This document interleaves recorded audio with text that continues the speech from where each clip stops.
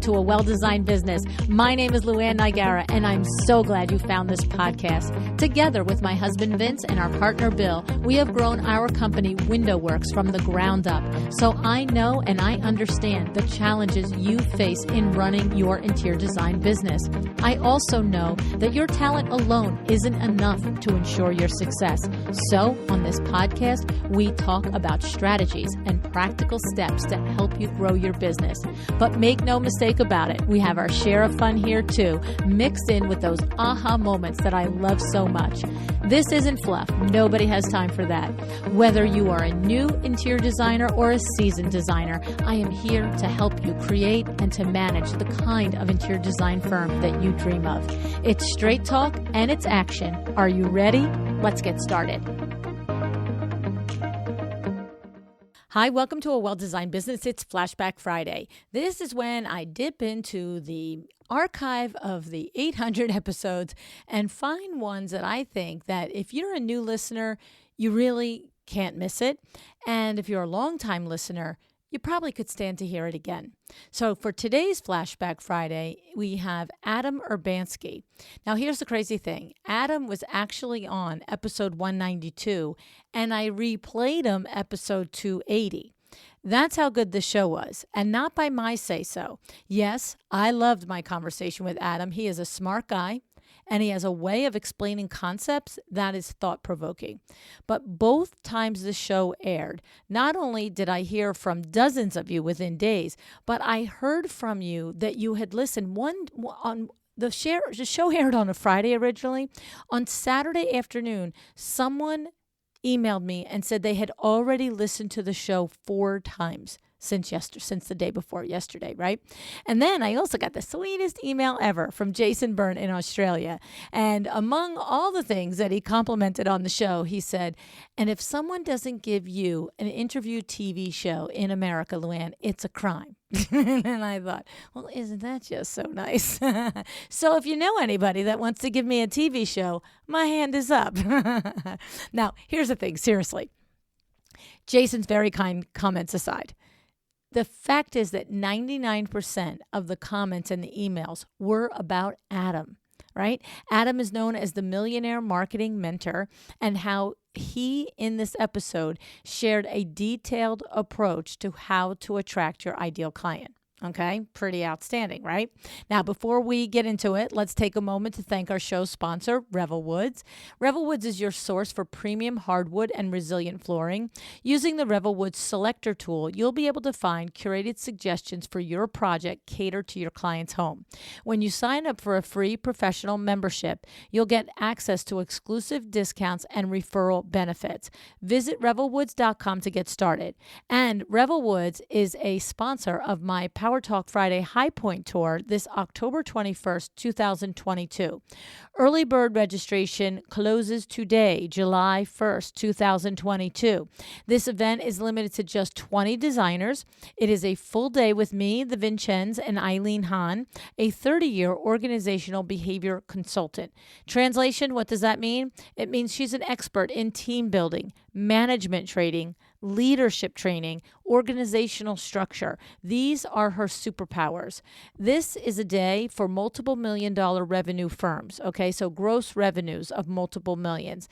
This is the best gift that you can give yourself, right? Is as you're growing your company, is to create relationships with smart peers and leaders who do what you do, know what you do, and can help you succeed through their experiences and successes. And guess what? You will be doing the same for them.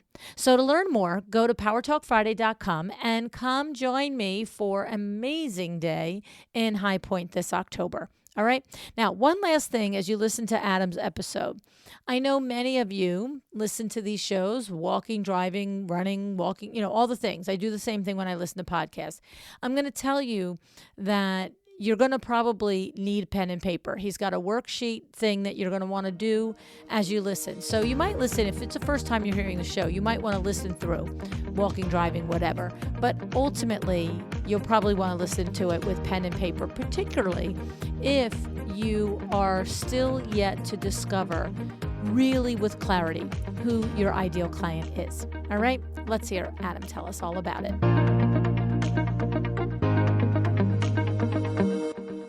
Hey everybody, welcome to another episode of A Well-Designed Business and Power Talk Friday. I have Adam Urbanski on the show with me today. Hi Adam, thank you for coming on the show.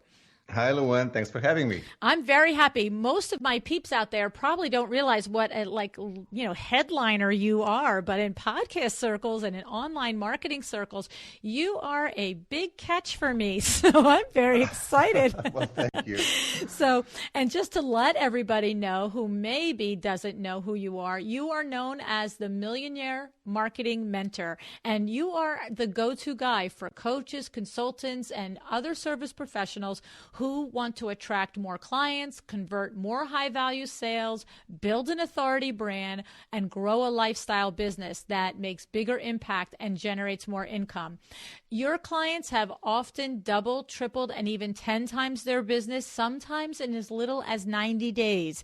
All right. And the thing what I know from listening to many podcasts that you've been on, that you actually started out with $194, a limited ability to speak English, and was able to turn that first business into a 7-figure business in less than 10 years. So I'm going to tell you what, I know that I'm sitting in the presence of a true expert here. And I'm very grateful that you're coming on and, going to share some tips with us and help my buddies out there, my interior design friends out there, do some of the things that you've helped other consultants and businesses. And what we've discussed is, I'm going to share with everybody, Adam, we had to take almost 20 minutes before the air, pushing the record button, because there are a dozen different ways that you really could help and influence my designer friends out there to have just a tweak, a something that could make their business better. And so we had to narrow it down because it's one episode, but we came up with, you have a thing that you call Dream Business Design Process. And what you do with this is you help us identify what we want to sell the most and how to sell to the most clients. And I thought that that could be a good fit for the interior designers listening. Do you want to give us a little bit about what that is and how we're going to get started and pull this topic apart? Sure. Well, you know what? It's kind of interesting because just like you mentioned, our conversation, 20 minutes to just narrow down what the heck we want to talk about, right? Right. Now, that leaves so many possibilities out there, and one topic could relate to some of the audience, one topic could relate to one of the audience. So because this is a podcast, we're looking to please or appease or excite and inform the largest segment of your listeners. We're looking for a topic that would be of interest to all of them. But in business, it's the opposite. If you try to please everyone, you end up with no one as a client. And then and we have to also factor in, where are you in your business? If you're completely brand new, look, you may be saying yes to everything just to get the experience and get some momentum going on. But the moment you start getting a little bit of traction, you want to start being discerning by what you offer and who you offer it to. You want to become a master of a very specific approach. That's what you want to be known for. Just to give you a little bit different from a different industry, but I think it might make a point clearly. Okay. I once worked with a translator who was fluent in 9 languages, and she was sort of mad that that no one was referring to her. So there are other people that only translate in one language, and when they need one of my languages, they don't refer to me. And I don't know why. And I said, look, they're threatened because you're a master of everything. So if they send you a client, you take that client for everything because you've got 9 languages. They have 1. Now, if you became known for 1 language, then all of a sudden you become referable. So that's the dream business design worksheet. How do we make you? That doesn't mean you can't translate for the other 8, but you become well known for the 1. So what do you become well known for? Who are the type of clients you want to ideally do business with? And what do you have to focus on to bring those clients in? And this 1 6-question worksheet allows you to zero in on that. Oh, okay. So I will just tell you that we have talked about niching a lot on this podcast because we do understand the value of niching and how it can drive more business, just like your example with the woman who is a translator. But I think that many designers, I'm going to say I know, I still get questions on how do I figure out what to niche in? So I'm understanding that's what your little 6-point thing is going to help us try and get some clarity, right? A little bit. Okay. I think it's actually it's parallel to niching, but it's not quite the same. So if we could talk about, let me just chime into this. So when I first got started, I just wanted to help small business owners, and then I realized riches are in the niches. Well, let's narrow it down. So my target market. So my market became, and small business owners. My target market became service professionals. My niche, as I continued to work with clients and I was watching who is emerging, who is coming in, who I can serve the most, who I enjoy working with the best, became mostly consultants and coaches. And that does not mean that other people from other industries do not come into the mix, but that's the market I work with the most. And as time goes on, I became even more focused on business-focused coaches and consultants, right? Right. But then there was the last segment. So target market, niche, and the last segment became ideal client. And funny enough, LuAnn, for whatever reason, for the longest time, my ideal client, now look, I'm a high school grad, never went to college, barely speak English. And my ideal clients, people who were emerging and I had the best success with, were people who were very highly educated, typically at least one MBA, typically MBA, one PhD, sometimes two PhDs. There were women who had grown-up kids, recently divorced, and they were highly educated, recently jumped a corporate career and wanted to translate the PhD into some sort of business. And there was another criteria. They didn't mind my thick Polish accent, and they laughed at my Polish stupid jokes. That is a very specific ideal client, Adam. No kidding, huh? And I had a lot of them. Now, are you explaining that just through the process of being in business that this emerged and you looked around and went, wait, these are by and by the biggest majority of my clients? Or are you describing it the other way, that you had one client or two or three, and you realized that it was the most satisfying relationship with a client that you had, so then you niched more towards it? Which is chicken or the egg, yes, right? Yes, the latter. So it's like I was simply observing what's going on, who is coming, who's naturally attracted for whatever I was doing naturally.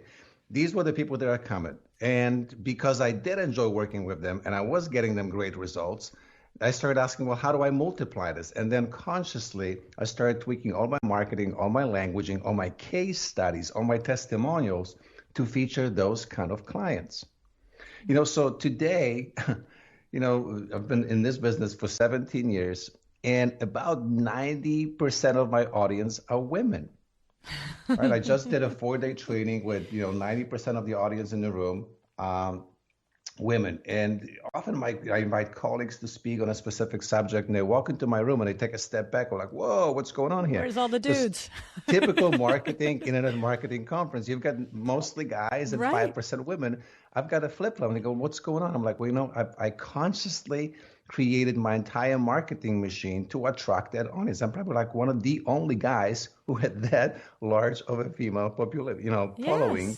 And but it was done by design. Okay. So just so I understand, I just want to say it again. So what you did was, after being in business X amount of time, you looked and noticed that the most satisfying relationships and the most satisfying outcomes for your clients happened to be in this demographic, and you noticed that you had maybe more of those than the others. And then when you realized that that was your ideal client, that you liked that process with that particular client, then you incorporated marketing and language to target them specifically. Before, it happened naturally, but then you were like, hey, this is working for me. This is my happy place. This is their happy place. For whatever reason, this is very symbiotic. And so now let me go about and intentionally attract more of this exact, very specific, female, educated, divorced, recently left the corporate world executive, right? Correct. Okay. Correct. Okay. You know, you talk a lot about, I know that you're a big fan of sales. I mean, no one is in business for as long as you are without mastering the art of selling. I And the love art of selling sales. is all about listening first and foremost. Right. Well, marketing isn't it different? You just listen to the market at large, and the market will tell you what they want from you. And I'm not saying become something and somewhat you are not, Right. but more, it's essentially like you are a gift. And what you want to do is, you can gift someone a gift for birthday or for Christmas, and they will enjoy both of them, but the wrapping paper will be different. Okay. And the wrapping is what starts attracting you to your target market, to your niche, to your ideal client. So when you listen to the market, they will tell you what wrapping they are looking for the most. I like that. I like that analogy. Okay. I just got a visual on that. I totally get that. So we as a business person, interior designer, we are who we are, but by the way we wrap ourselves up, it's going to attract this person or that person to us more easily. One will respond to one way and another will respond to another wrapping, another marketing. Absolutely. Okay, makes sense. Totally makes sense. So what do you do now, Adam? Do you help us look like you did and notice who we are naturally attracting, or are you going to help us? We have to figure that out ourselves, and then you help us craft our message once we figured it out. Which way are you helping us today? Because I know you could probably do both. If it were only that linear, red pill, blue pill. You know what? Why don't we just go through the form? And Okay. I think I'm going to give you a head start in this whole process. Okay. By a little bit of kind of internal/external analysis. Okay. And we will translate it into message at the very end. Okay. All right. So I recommend take a piece of paper, blank piece of paper, divide it in half, vertically, and then in thirds horizontally. Okay. I might have reversed it. And it doesn't matter. You need to have 6 fields in there. All right. From Poland, vertical, horizontal. I'm not as versed in it. Vertical is up and down, horizontal is side to side. Okay, so up and down you have two halves, right? Okay. And side to side you've got 3 fields. You've got 3 rows and 2 columns going on. That's Okay. All right. All right. So let me give you the headings to each of the fields, and then we're going to go in detail into it. All right. So the first one on the upper left is your dream work. Okay. The upper right is your dream income per client. Okay. The middle left is dream client. Middle right is your superpowers. Okay. Lower left, dream numbers. And lower right, attraction activities. Okay. All right? Yes. Now, I love this stuff. When people really get into this is absolutely. Oh, I'm writing it down. I have my whole thing. I just drew it out. I didn't, because it'd be too noisy on air to fold my paper up, but I'm ready. Let's go. So dream work, in every industry, in every field, for all of us, we can do a lot, but then there's what is the type of work that is easy, enjoyable, and fun that you ideally want to do? So we talked about it off air for a moment. If you want to design nothing but kitchens and kitchen is like your domain, why not just say, look, I want to, I turn kitchens into, I don't know, some magical, culinary art castles.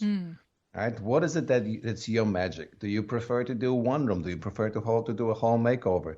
Do you prefer to do makeovers for people that are creating it for themselves? Do you prefer to do new construction? Do you prefer to do, makeovers or redesigns for people that are prepared to sell? Mm-hmm. What is it that you do so uniquely well that if you were to do not only that, time stops. Right. Time stops, magic happens, you enjoy it, clients absolutely raving, they're like, wow, how did you do that? And you almost brush it off, like, oh, that's not a big deal. Right. What is that kind of dream work? Okay. So LuAnn, I'm curious, do you have something that's like this in your business? Well, I would say at this stage, what I really, really love is the marketing of it, is figuring out new ways to market the business and, the new ideas and things like this, learning about this and just getting these ideas in me and then back out of me. So, so you've achieved the level of master where you transcended your own field and now you actually are an expert to others in your field. Wow, I love that. Thank you. Okay. But well, that's what it is. I mean, after 40 years, I'm not surprised. I guess, yes, because, look, if we're going to be completely honest right here, is there a lot of juice that comes from creating a window treatment at this point? Not really. What I still love being in WindowWorks because here are the things that I love about WindowWorks still. I love teaching Kimberly. I love watching her go through the things that I went through 25 years ago when she learns a new, like I might saying to her, well, you only make that mistake once. I remember when I made it. Like you know what I mean? And so, I love when you see a new idea pop and she gets a new way to do an install or a new whatever. And then I also love the collaboration with the interior designers because that collaboration very often includes a conversation about how to build their business and how to do their business better. So we're there to do window treatments, but at this point, I guess it is because after 30 plus years, I have some experience and they're picking my brain for it. So the actual, let's, create a beautiful window treatment has sort of become, I can do that, but this is exciting to do. Let's do this. So I'm curious, have you actually started teaching others in your industry how to do what you do? Only through the podcast so far. Interesting, yes. Because I see a path for you. I mean, this is kind of where you're heading, and it's a very natural process. Right. And anyway, so we're getting a little therapy session. Thank you. Okay. No, not really. It's just I'll be excited. I mean, I bet there are lots of people out there sitting on the sideline listening to your podcast and watching you from afar, going like, "Man, if I could only tap into LuAnn's head for like a day, man." I would fast forward by light years. Right. Well. So. Yeah.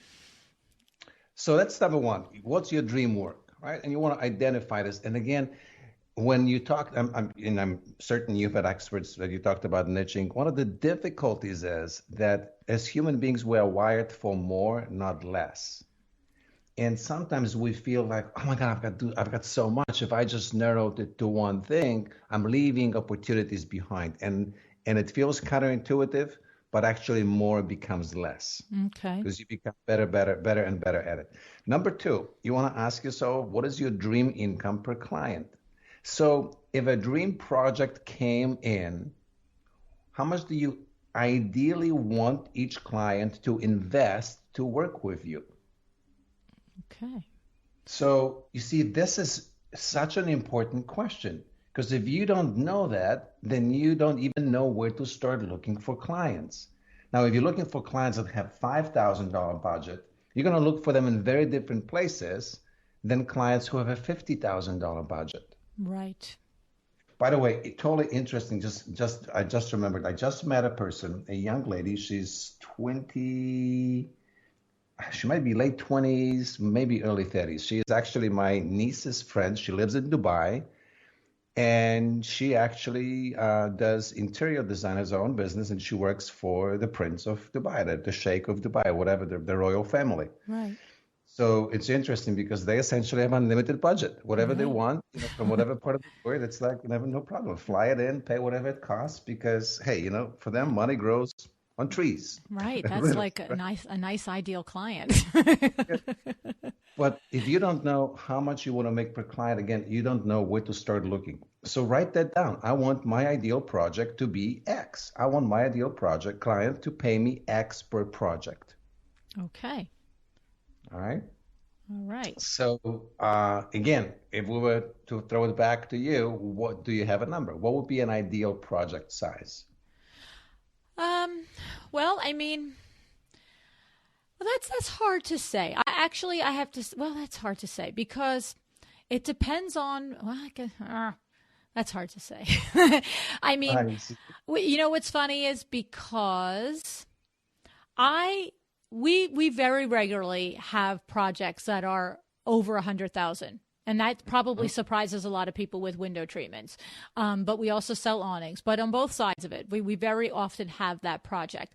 But when you say, what do I really want? The reality is that that project can take a lot of time in order to execute and get done well. And my business model isn't that, hey, like an interior designer can sign on for a full house design build, say, and they can manage their pipeline so that they are not overrun while that project is on their lap. But my business model, the way it is set up retail, I could be working on that $150,000 project. And I have one now that's over $100,000 window treatment project. But I also have $200,000 worth of projects in my pipeline that are anywhere from $300 to $10,000. So I wouldn't say, oh, my ideal project is a $100,000 project, because if I had more than 2 or 3 at a time, in addition to my regular workload, you'd have to put a needle in my vein and put me down, because I could. You know, so it's funny, but at this point in time, I wouldn't necessarily say, oh, I want to give up all projects under $100,000 and just concentrate on $100,000 projects, because that really wouldn't be satisfying. I don't think that would be a business model that we would want. I don't know. I think it's harder for me. You're in an interesting place because you've been at it for so long, and it's more than just you. You've got a team. Right. I have to keep the wheels moving. Exactly. You see, you actually could have more than one sheet designed like this. Okay. You could have 2 or 3 customer avatars and ideal projects. Makes sense. And focus on this. Okay. Now, Adam, that makes sense to me, because I was really thinking, why am I sitting here being that girl that says this doesn't apply to me? Because I hate when people say that. Oh, this doesn't. But I understand that. That's a great clarification, because I would develop marketing for the $100,000 window treatment project as opposed to the guest bedroom that needs a wood blind for $500. Those are 2 different marketing, and they're all valid for me. Okay, understood. Let me take us a step above this, something I probably should have talked about before. When you look at your business, you have to realize that eventually you either buy your business or you sell your business.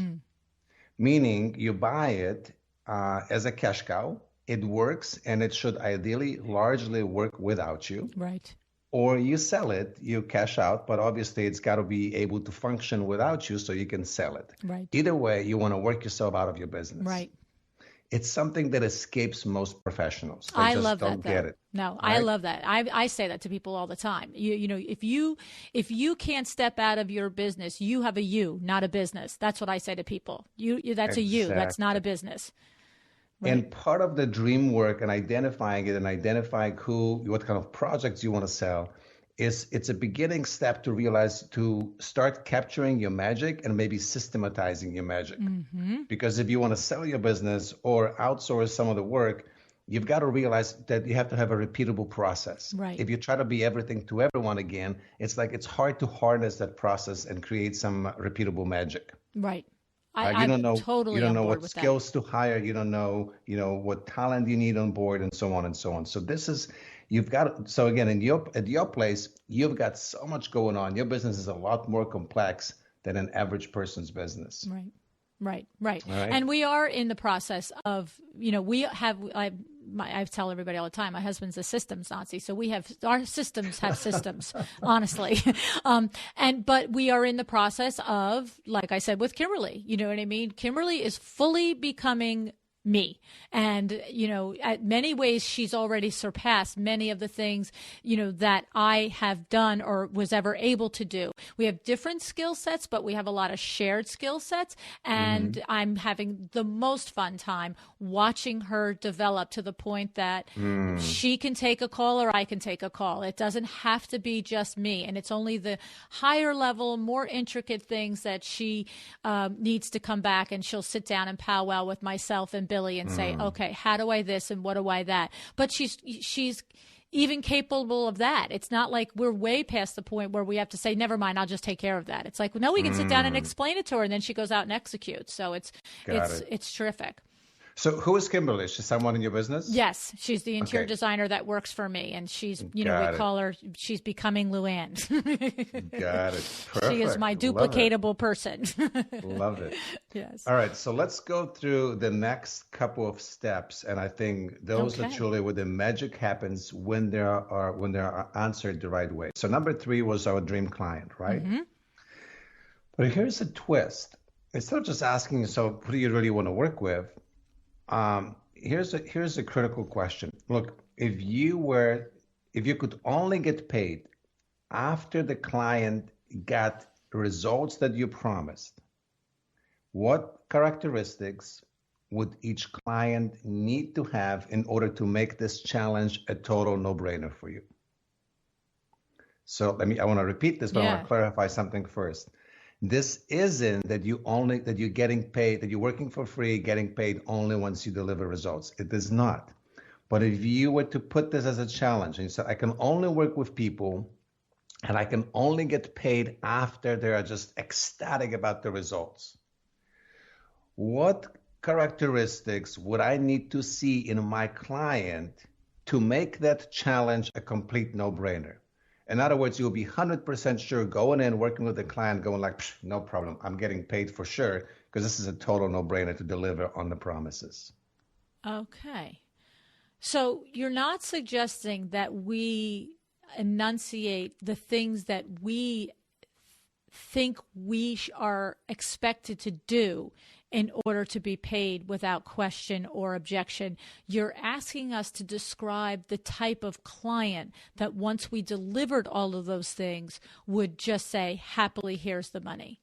Correct. Okay. What would you need to know about that client in order for you to go like, welcome home. I'm happy to work with you because you're going to be ideal client for me. So let me What just would you need ask to you know? if these are some of the things that are going through my mind immediately. And let me ask you if this is where you're going. So, for instance, I'm thinking it's a fair-minded person. It is a person that understands that the design process is a give and take. It's a collaboration, and that they are as responsible for communicating to me as I am as communicating to them. It's a person that understands that the process will have challenges, it will have problems, it will have things that stop the production, but we're going to arrive at a solution, and they are willing to amicably and level-headedly get there. It's a person that recognizes that when we deliver something that they only previously imagined in their mind,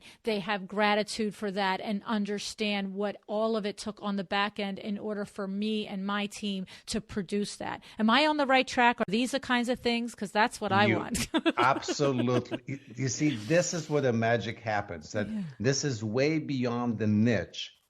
Yes. It's really looking at characteristics of an ideal client, but then you want to start asking yourself, how can I decipher that that's who the person is? So like some of the things you mentioned is, they need to be solution oriented. They need to be a great collaborator. Right. They need to have probably at least somewhat of a vision. If they can't, or they need to be great communicator. Right. If they can't communicate, you can't read their mind. They need to be gracious about the whole process and grateful for what you create for them, right? Right. Very importantly, would you want to know things like, what kind of property size or property value do they have? Right. Very importantly, need to be maybe something like they need to be coachable. Right. One of the most important characteristics that people often leave from that little column, from that little space, is that they actually have the money to invest right here, right now. Great criteria. Money is not a struggle. They're not going to nickel and dime. They're not looking for the cheapest. They're looking for the best. Right. How would you know that? So, for example, if you walk into someone's house and they live in a wealthy neighborhood, but they drive the cheapest car, they're probably very budget conscientious. Right. And that doesn't make them a bad person. It just makes them, and it might be somebody's ideal person. Somebody might prefer the person that, like, I'll tell you an example. It's funny is when I went to get my last new car, it's 2 years ago now, I wanted a Prius. And I can't tell you the number of people that said to me, you can't drive a Prius. And I was like, why not? And they're like, you're in business 30 plus years. It's a multi-million-dollar business. Like there's an image, there's a thing, like you can't do that. And I was like, guess who's getting it?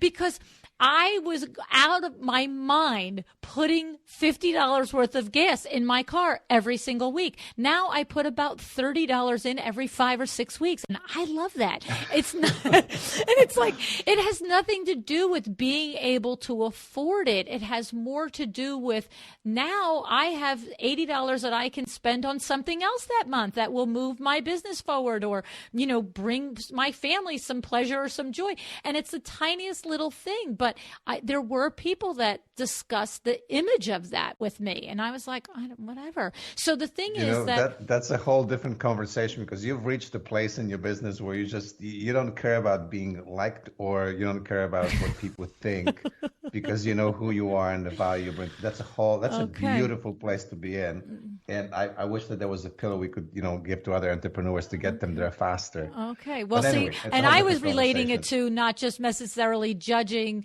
the mansion with the lesser expensive car, but you're saying it says a whole different thing about the person. Okay. And again, I appreciate you bringing that distinction because it's one criteria, it's one assumption that I'm making. Yes, right? you have to look around at everything. Yeah, yes. You want to ask questions. So you will really, once you determine who this ideal client is, what their characteristics, you then want to translate them for yourselves. What do I need to ask that person to determine who they are. Mm-hmm. So maybe you can ask, listen, tell me about the last, home improvement project. What did you do? Did you have a landscaper? Did you put a garden in? Did you have, a house painted? Tell me about the last project. Tell me how you went about selecting the person. Right. And if the answer is I went back and forth to Home Depot 20 times, maybe that's not your ideal client. That's a do-it-yourselfer. Right. Well, they may want, your free report on how to select the best colors, and they're done with you. Right. You really don't want to waste your time. So asking a few questions to decipher, hey, is this person really, do they have what it takes to become a dream client? Mm-hmm. Okay. Do they have what it takes to become a dream client? I love that. Do they have what it takes? Okay. And then number 4, this is now an extension to question we just asked about who this person is. Now, same way of thinking. If you could only get paid after you deliver knockout results, the client is just jumping up and down, ecstatic about what you've created, what would be the 3 to 5 things or 3 to 6 things that you would have to do to ensure they get the results you promised? So it's what I thought the other one was. So it's this is now where we're identifying. Exactly. Okay. The criteria in our mind for the best executed project we could possibly envision. Okay. Now, this is your superpowers. Okay. Now, look, here is, how do I drive this home for your audience? Look, some people may truly be magicians when it comes to color selection. Right. Some people may have brilliant spatial orientation. They can feng shui at a place like there's no tomorrow. Some people couldn't do either one of those two things if their life depended on them, but they're brilliant at building the right team and managing the project. You have to know what your superpower is so that you structure all your projects so you can utilize your superpower and don't do the things you suck at. Okay. So, and by the way, another thing about this question is that these things don't have to be the things that you are the only one in the world doing it. Right. Like for me, I've got about 5 or 6 superpowers that I continually use. With most of my clients, I focus on 4. By the way, these do not necessarily. It's a little bit of combination of my superpowers and some sort of tactics or tricks or gimmicks that I've developed that I can deploy with each client and quickly get the results that I want. Okay. They're not the only things, but the ones that are most reliable, that most often that I use most often, that predictably create the desired results. And, I've learned that other people do similar things, and I don't care. Right. Because the world is so huge. There's lots of business out there. What happens is when you discover that, when you identify what are your superpowers, what are the 3 to 6 things that you consistently can deploy for each client, and then who are the clients that you can do it best for, what happens is you get just massive rush of clarity and confidence and the confidence to market yourself because you know you have the capability to deliver on your promises. That's really pretty So deep. if someone comes to you and kind of they're, wishy-washy, you're kind of unsure, but you say yes to that, you say kind of a timid yes because you're not sure, will you be able to meet their expectations. But when you know exactly what kind of expectations you can meet, you're confident to have conversation with clients, and in the conversation, you guide them to build the set of parameters that you can deliver on, then you become unstoppable. You will be very assertive in your conversations, very assertive in your proposals, because you're like, this is easy. I can do that. Okay, so let me just see what I'm understanding here. So what you're saying is if we use an example of a designer, if a designer is going to say, what are the 3 to 6 things that we started with the criteria that I feel must be completed in order for me to judge a project as successful and an ideal project. Okay. So if I were to say that I'm a designer, Sally Smith, and I say, well, personally for me, the project management has to be flawless. I have to know that my system is there. I have a system, number one, and I have to know that whether it's me or it's my team or whatever conjunction, my client, that project flows through my 10-step system, my 6-step system flawlessly. And that's so important to me that my team doesn't skip step 3 or that we fully execute all steps. So what you're saying is if a designer looks in the mirror and says that's one of her or his things that she loves and values and says as her superpower, then what you're saying is when they're meeting a potential client and they're having a conversation and that client says something like, well, my husband and I, we're very organized people, and I'm curious as to how do you guys handle a project and what's the communication like? You're saying because the designer is already understood, evaluated, and realized that this happens to be one of their superpowers, they just jump right on and go, oh, we're speaking the same language because my this and my system that, as opposed to just going, oh, well, I have a system. Like they own it differently. Is that what you're saying? And then when they hear it coming out, okay. Yeah, there's actually another part. Once we build this, then we can take their number 3 and number 4, and it's translated into an approach we call a blank page pitch. Okay. And this is where you have conversations with ideal prospects, and it's so easy to guide them to a yes. And it's so easy for you to say yes to them. Like for me, sales conversations are really interviewing clients for a fit. Right. Are they a fit? Are they Right. not a fit? Right. It's a complete reversal to how most people view sales. Right. My clients don't come to us for me to sell them. My potential clients come to us for me to evaluate them, whether or not I am willing to take them on. And if it's a yes, it's because I'm 100% confident I can get them the results they want. And if I'm not, then I'll either tell them and we both agree on some lower criteria that I believe I can meet, or I will tell them, listen, I love you. You're an amazing person. I'm not the guy for you, or you're not the client for me. Right. And I love that. Yeah.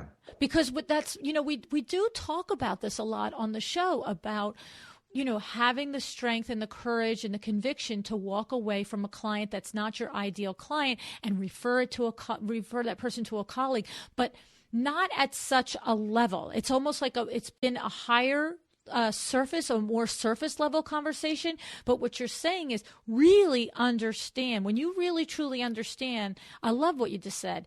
What are the 3 to 6 things that you feel are the most important components of a successful project? Whether you, like you said, it might be what I do. Like for me, one of the most successful components that is absolutely non-negotiable is that the installation is done the very best it possibly can. My window treatments and my awnings are installed to the point that someone can call me 5 minutes after an install, and this has never happened, but they could call me at 5 minutes after an install and say, this whole install was, a mess. Nothing went right. Your installer and I'm like, you're not calling about my company. Because I know that that's not how our installs go. Everything could be wrong, but it's not a mess. I mean, my installers, the way they perform, the way they act, the way they execute, yada, yada. And so that's a non-negotiable. And when we talk about and we quote unquote pitch a potential client, when I tell them about the things that they're going to get with the WindowWorks experience, one of the things that I say every time is, and I have a very seasoned installation team. Some of them, my partner has been with us, obviously the whole 30 plus years. I have an installer that's with me more than 23 years, another one more than 10 years. And I am not subcontracting this out to somebody else. And so that's one of our superpowers, is what you're saying. And that's one of our things that we believe is completely critical to a good project. And because I identify that and I know that, when I'm with somebody and they're like, oh, does my husband have to install this? Or, is installation included? I go right to all the features and benefits that come along with that superpower. That's what you're talking about, right, Adam? Exactly. And we are just scratching the surface of it because of the time. I know, I could go hours with you, I'm sure of it. Of what goes farther into this. So look, when we talk about dream client, we talked about the characteristics that you want to see. Mm-hmm. But we could also ask now, what are the top concerns or desires of your dream client? Okay. Right. So, for example, concerns would be finishing the project on time and on budget. Right. Nothing really magical, but it is. Some clients may, and again, this is where you want to understand who is your ideal client. Do you want clients who give it to you and say, look, I want it done, come back and tell me when it's done? Mm-hmm. Or do you want clients who are continuously in communication with you? Right. Because if you understand that, and if you understand how you work, some people like to communicate, 7 times a day. Some people go like, give me the project and get the heck away from me and let me do my job, right? It comes first understanding what's best for you. Exactly. Because I love it. If you find a client that wants to over communicate and you don't like to communicate, you'll be miserable together. That's right. It's horrible. They will think that they will be so unhappy because you never told them they'll be happy with the end result, but the process will be miserable. Right.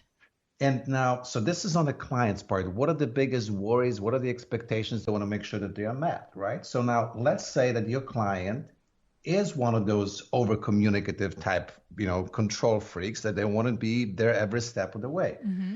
Well, now when you think about your superpowers, you want to make sure that you emphasize the things you're good at. And if you're good at communicating, why not make that one of the steps that addresses your client's concerns?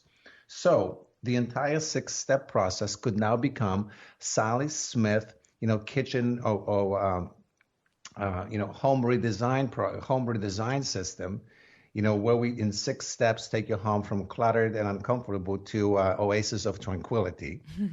Now, this is very different than you just say, I'm another, house, or the interior decorator. We say, I have Sally Smith interior decorating system. Right. This is very different. Now you have a system. People like systems. Systems indicate you're going to deliver predictable results. Right. And one of those steps was, and you can say, number one would be whatever, clarifying your vision. Number 2 would be identifying project steps. What if number 3 was something like, continuous design improvement communication loop, where we never take the wrong steps. And you can say, look, every project, when we translate vision into reality, sometimes there are course corrections we have to take. And we never leave you as a client in the dark. We have a process where you are always involved and we always make the right decisions we're all happy with. I love it.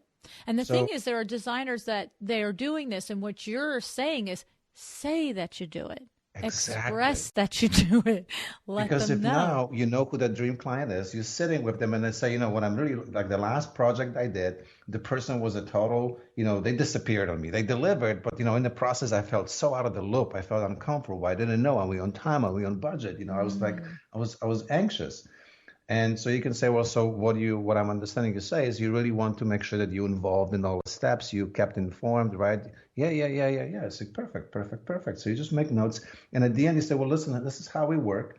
And you say, and by the way, one of those steps is this continuous design, communication, improvement, whatever you call it, process. And you go, oh my God, this is exactly what I'm looking for. How Okay. did you know? Well, you just listened, number one. But number two, because this is your ideal client and your system is based on your ideal superpowers, how you like to do business naturally anyway, this is a Right. perfect fit. Exactly. And if it's not, if you're in a discovery phone call and you hear that and you're like, "No, I'm the girl that likes to give you a status once a month," then you already know that this is not a fit for you and then maybe you have a Yeah. friend that you should refer this person to. Exactly, Yes. exactly. So, for example, I don't do email. I hate email. So when clients come to me, potential clients, and say, well, so it's like when I have a question, can I email you? Well, I have to say, listen, I'm one of those guys that don't, if you have a question you want to email, we have an established communication benchmarks. This is how you send your questions to me. If you want to email me every time you have a question, it won't work. It won't I'm work. not your guy. Yes. Yeah. Well, it's funny because I don't know if you know Jessica Rhodes with Interview Connections. Yeah. Yes, right? Her company functions with Basecamp. Well, I can't operate 3 times. I cannot. It was like the first 2 weeks we were doing business together. And I literally came back to her and I said, if we can't do this through email, I'm not going to be able to do this. I cannot make Basecamp work. So, LuAnn, can I boast a little bit? Go ahead. Jessica would not be in business if it weren't for me. No way. Jessica's dad, Jim Palmer, was in my mastermind group, and he was selling Excellent. very specific thing. And he said, this podcast thing kind of, this. He was traveling all over the country. I said, dude, why don't you just, get busy and get on a podcast a day if that's what it takes.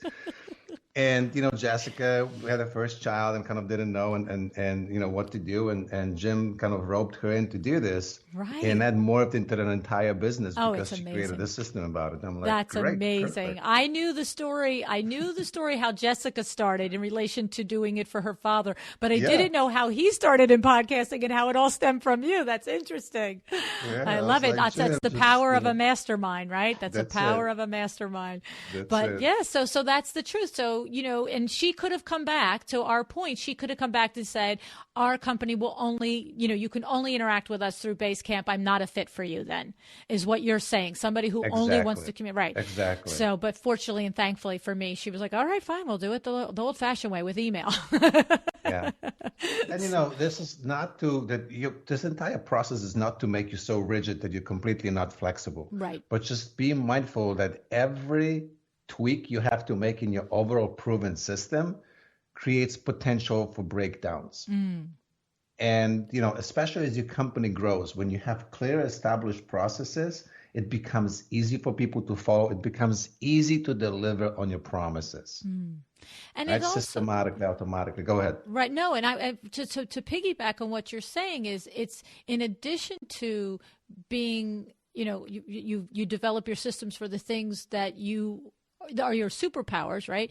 But it creates a dream business. Like I was looking for a word. I'm like, well, this is called the Dream Business Which, by the Program. way, Jim Palmer, Jessica's dad, wrote a book, Design Your Dream Business, something like this. There's a whole thing about it. But absolutely. Yeah, like it's so true because you're going to get up every day and you're going to run your business every day, 5 days a week, if not 7, like some of us. And why not take the time to figure out these very Yes. base level things, right? And then I Yes. love it. I love it. I think I have to say, Adam, I said it once a little bit. I just want to say it again. We have talked about it, but not, I don't think at this. I think we talked about it at, well, who's your ideal client? What car do they drive? And what this and what demographic and what target demographic are you going after? But this puts it on its head a little bit of starting with you. And really, I think the little eye opener for me was when you said, list what you feel are the 6 things that you need to deliver in order for Hmm. you to consider a project perfect. And the other was, what are the 6 things that your client needs to be like in order for you to feel like they would just turn over a check to you. You know what I'm saying? Yep. So those Yep. 2 were very clarifying for me. I like the way that you bring that out. And I say that on the show all the time. We can overlap the conversations, but sometimes just a different way somebody says something, brings out a different thing. This is a never-ending process. We just did there's a process called empathy map for helping you even further define who are the ideal people, what language do they speak, and how do you communicate to them so you get their attention and you get their interest and they naturally develop desire for what you offer. And you think you do it once and you're done, you're mistaken, because industry, the world, everything is changing all the time. Your audience's sophistication level in terms of what they're looking for, how much they understand about your work, it changes all the time. We look back to this about twice a year and we constantly check ourselves. Hey, do we need to make any tweaks to our superpowers? Our dream clients still the same? What do we know about those clients? Do they still seek the same thing? Has their message they're receptive to changed, right? Because every industry grows, and if you do it once and you think you're set for a lifetime, you're mistaken. You're going to be left behind by somebody who's younger, hungrier, and has a fresher approach than you. Well, and because are you describing that there's two evaluations that you make, yearly or half yearly? It's one, have you changed? Are you looking for a different ideal client, right? That's one evaluation that you have to make, because that, of course, for me was very different 30 years ago as it was 5 years ago, right, as it is today. But then I think I'm hearing you say the other is, even if you still are in your same space of knowing, your superpower and your ideal project, what you're saying is also just evaluate that same target client, your ideal client, is the same person, but you're saying don't forget to evaluate now maybe where they're looking for their information or what, because like say 3 years ago, the target client could be exactly the same as it is today for an interior designer, but they might find that client now on Instagram, whereas 3 years ago they wouldn't have. That's what you're saying. Stay current and right. You can't just identify yourself and them and then go off into the sunset for all of time, because the whole world is changing around and the where people find their information and messages changing. So you have to keep going to find them. I like it. Exactly. So let me take you through the last two steps really quick. They're super easy. Number 5 is super easy. Those are your dream numbers. So what you want to ask yourself is, how much money do you ideally want to make from that offering each year? Okay. And then you want to ask yourself then a sub question, which is, how many of those dream clients or dream projects do you need to generate each month to generate this income? Okay. So, you had your numbers from number 2, your dream income per client. Now you want to ask yourself annually, what's the total I want to generate from this project or from this kind of offering? And then how many of those dream clients do I need to generate? Okay. And again, in some industries, and for some of people listening, they may go like, I want $10,000 projects, and every project is kind of a cookie cutter. Pretty much every project is around 10,000. For some, it may be that you have a range between 15 and 25,000, or 5 and 10, or whatever it is. But approximately, you can approximate it as close as possible, so you actually have a little bit of a path. You start translating them to then number 6 becomes, what are your attraction activities? What 3 to 6 marketing activities you need to focus on daily, weekly, and monthly basis? Because marketing is not a one-time activity, it's a process, right? So if look, LuAnn, if we looked at your audience and we took an average person that listens, we woke them up in the morning and said, look, you need to have a client tonight. Would they know what 3 steps to engage in immediately so they know at the end of the day they have a client? And for most people, they don't have that kind of clarity. Right. And if you don't, then you become overwhelmed. You become sidetracked by bright, shiny objects. Stuff comes in your email, goes like, you should be doing this, you should be doing that, you should be. And truth is, all of those ideas work, but you have to realize all of these ideas require time to master, and all of these ideas require time to get traction. So you want to focus on 3 to 6 that you religiously do. Invest an hour a day and you do your 3 things. An hour a day, you do your 3 things. And I promise you, in a week, 6 weeks, 90 days, your business is completely transformed by having this type of clarity and consistency and continuity. Wow. That's pretty deep. So the thing is, what you're saying is, like, for instance, when we identified earlier in the conversation how I literally probably have multiple ideal clients, Yep. right? So what I understood, it was so funny that you brought in the attraction activities, because when you were first saying, what do you have to do? Like, what are the dream numbers for each of these clients, right? For me, I'm thinking multiple. What is the dream number that you want to get from each of your ideal client? I immediately went to, if I were going to identify the high-end luxury interior designer that I only get $100,000 window treatment products, I would market that differently than I would to the person that is in Livingston and needs to do their guest bedroom. But then what I further said to myself is, and I need to think about devoting my marketing dollars in that ratio too. Hello. Right? So, LuAnn, look, this is where let's just make it even more clear for people. If you have a one track business for right now, you're solo designer, listen, folks, I promise you, your life will be so much easier. Please become a one trick pony. Yes. And I know it sounds so weird, but look, there is a reason LuAnn, do you offer anything else besides window treatments? Just window treatments and awnings. I mean, you don't clean gutters, you don't paint the living rooms, you don't. No, Kimberly convinced me to put wallpaper in the showroom, but I have strict rules around it. No hauling wallpaper books out. No 19 visits to sell wallpaper. They come to us, they pick, she helps them. That's it. That's it. Become a one-trick pony, and people will become clear what to come to you for. Right. Now, there is not to say just like you edit wallpaper. Once you have them in-house, there are a couple of things that are peripherally related, and if you choose to bring them in, great, but be careful not to lose sight of your core competency. Right. But now here's where I'm really going with it. So let's say that in your business, you are beyond one track sale, meaning you have different tiers. Revenue, you have different tiers. So one of your sheets could be designed for $100,000 projects. Right. And you could say, look, we want, 10 of those a year. Right. We want 10 $100,000 projects a year. What does it mean? What do we do for $100,000 projects? Who are the ideal clients? If we want, so if we want $1 million revenue from that, that means we need one a month approximately, right? What activities do we need to involve to land one of those a month? And then you start thinking, I need to have this many leads, I need to have this many proposals, or whatever, however your sales process works. Right. But now check this out. You've done this, and let's say that you did this 3 years ago, and you're doing this great. Now 3 years later, you repeat the process, and you ask yourself, wow, this is still great. I still want to have $1 million revenue from that. But you know what?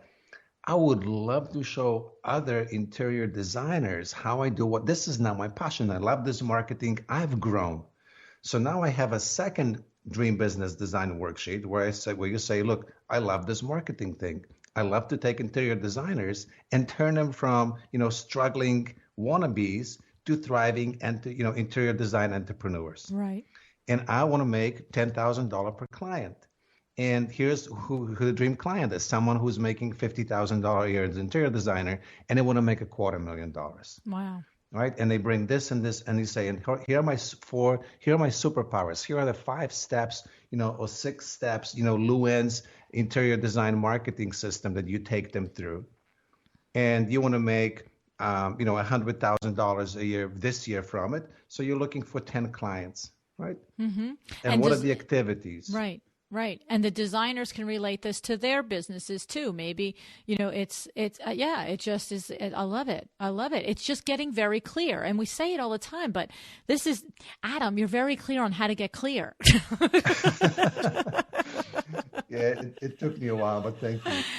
No, I love it. I mean, honest to God, I know that I could probably talk to you for about 20 days straight. I'm just saying. It's awesome. And the number of topics that you are skilled at talking on. I mean, we just took one process, and I love this process because I do think it's very helpful and very relatable to interior design business. I mean, I'm sure it goes across many platforms, but it's funny because, I do the Power Talk Friday, Adam, because I specifically like to bring in people like yourself from other industries that because I'm always out in the other industries. That's how I learn. I'm always out in all the podcasts for all the other things. And I started by thinking, I'd like to tell them about this. I'd like them to know. And then I thought, hello, it's your show. Do what you want to do. Put it on Power Talk Friday so you can share this with everybody. But it has been somewhat challenging sometimes to translate the information to our specific industry. And I thank you because you did a really good job at it. I really do feel that you did a fantastic job at helping us understand these business practices and principles that are generic, but driving them back to how we can utilize them in this industry. So that's a particular zone of genius right there too, Adam. I'm just saying. Well, thank you. I appreciate this. And, right back at you, LuAnn, I think it's so commendable that you bring this information to the industry, because it doesn't matter if you're speaking to interior decorators or designers or consultants or coaches or insurance agents. What happens is most of us, I'm sure you were in the same place. I know I certainly was when I started. I was what Michael Gerber, the EMF guy, calls the technician suffering from entrepreneurial seizure. Yes. It's like I was good at something, and most people think if I just get better at the interior, if I just get a couple more designations, if I just get more training on the color palette selection, then people will be flocking to me. Right. No, you have to become better entrepreneur, better business owner. Right. And your business will only grow as fast as you grow as a person, as a human being. And for most entrepreneurs, they focus too much on tactics, and they look at the colleagues in the same industry and copy the tactics. What you really want to get better at is become a business strategist. Look at the big picture. Look at the psychology of human behavior, and just become curious about people. And one of my successful clients nowadays just spoke at one of my events, and she said, when I started, I adopted this philosophy: people first. People first. I'll listen. I'll be tuned in, and people will guide me what they want from me, how they want, what wrapping they want to put on my gifts. And it takes courage to do that, but when you do that, magic starts happening.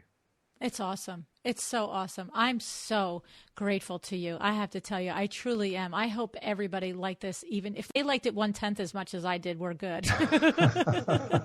Thank you so much. Now, just before you go, though, tell people how they can learn more about you and what you're doing and the coaching that you do and all the stuff that you've got going on. I appreciate this. I always make a joke. Just look up Marketing God, and I should come up in Google. And then I wake up, right? It's like I'm not that grand. Adam Urbanski, like Urbanski, SKI at the end. If you type in Adam Urbanski Marketing, I should come up. Or just go to themarketingmentors.com. Look me up. I love Facebook. Look me up on Facebook. If you listen to this, send me a message to say, hey, I listened. If something stood out, send me. I would love to hear from you. Oh, that's fun. I love talking to entrepreneurs. Oh, thank you so much. I can't tell you how happy I am that I had this conversation with you. I just feel so fortunate. Thank you, Adam. Thank you, LuAnn.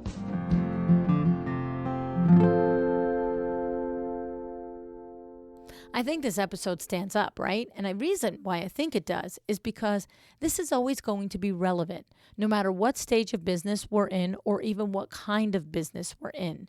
Tapping into that ideal client and identifying it, although it's hard to do, right? And I think that's why I received so much email about this particular episode, because it really broke it down. All right.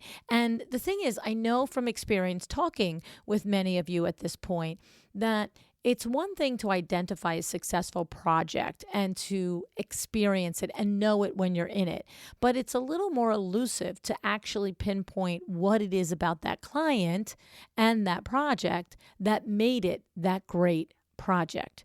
So his exercise is very good and I love it. Another nuance that he pointed out that I loved is that the idea that you are who you are, we are who we are, and we are the gift that we give our clients. But the wrapping that you present yourself in determines the clients you attract, right? This is why the email copy, the copywriting on your website, the photos that you choose for your website, the fonts that you choose, the colors that you choose, that's your wrapping paper in addition to the other ideas that he gave us, right? And I think if you just think about it, it's so true. You could put any book, let's call it my book, The Making of a Well-Designed Business, right? In a box, wrap it up with Paw Patrol paper, and then wrap another one in a box and wrap it up with, gold and silver embossed paper. So you put them both on the table. What do you think? Do you have any idea it's the same thing in both boxes? Would your brain ever compute it as the same thing? No, it wouldn't. And I think that's the message that he's saying. We have to think about that. We have to tweak it, the wrapping that we have, to suit our ideal client. This is the marketing, like I said, the messaging, the social media presence, all of those things. All right, so I want you to think about the way you wrap yourself up, the way that it looks to your clients. Think about who you want to speak to and what they need to hear from you. It's a strong visual and a great way to think about it. Another thing Adam said is that when you become the master of the thing that you are known for, it doesn't mean you can't also offer other things, right? So often we're scared to plunge into one niche or work toward one ideal client because we don't want to limit ourselves. But being known for one thing that you do better than everyone else doesn't mean you don't get to do the other things. It simply means that what you're presenting first, that's what you're presenting and you're putting forward. You're not necessarily closing yourself off from other things.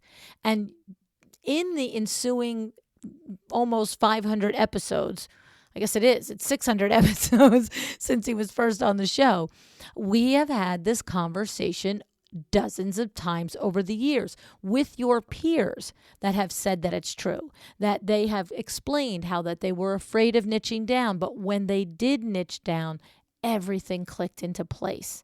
Okay, Tiffany Cassidy comes to mind. Laura Martin Bavard comes to mind. Tiffany White, the Nappy Bohemian, comes to mind. Cheryl Janis comes to mind. I mean, there have been dozens that have said that this is what they've experienced. So niching or working towards your ideal client doesn't mean you close yourself off from other work, all right? And I remember working through Adam's entire worksheet and how it helped me understand myself and my business more. And I hope that it does that for you. 2 points that resonated with me at the time and that I still value are thinking of the 6 or so things that you need to do to serve your clients at the highest level, your superpowers. But also thinking of the 6 or so things that your ideal client should have in order to make the experience the best it can be, right? Where those intersect is where you find those amazing experiences, the ones that your clients rave about, the ones that leave us feel satisfied in our business, right? The ones that we want to replicate over and over. It goes back to what I always talk about, the autopsy of a project. We often focus on what didn't go well and that what we can improve on, but it is equally as important to think about what did go well and then figure out why it went well, right? If you can tap into why your clients love you and why you love working with them, then you can build your business in a direction that is fulfilling for you. That makes it sustainable in the long term, and it does make it ideal for your ideal clients, right? So I hope that if you heard this originally, I wonder what you took out of it differently this time. That happens, doesn't it? That you hear different things at different stages of your career journey when you're ready to hear them. So I'd love to know, if this resonated with you as much as it did the first time. And if it was your first time listening, were you as impressed with Adam as so many were that first time all the way back in episode 192? All right, speak to me. Talk to me about it. Talk to me on Instagram. Talk to me on the Facebook group. Join LuAnn Niagara and Friends Facebook group and have a little conversation over there. It would be interesting to hear what you have to say. All right. Thank you so much for showing up today and for listening. Decide to be excellent. Thank you for joining me today. This podcast is a production of LuAnn Niagara, Inc. If you want to know more about me, my books, or LuAnn University, go to LuAnnNiagara.com.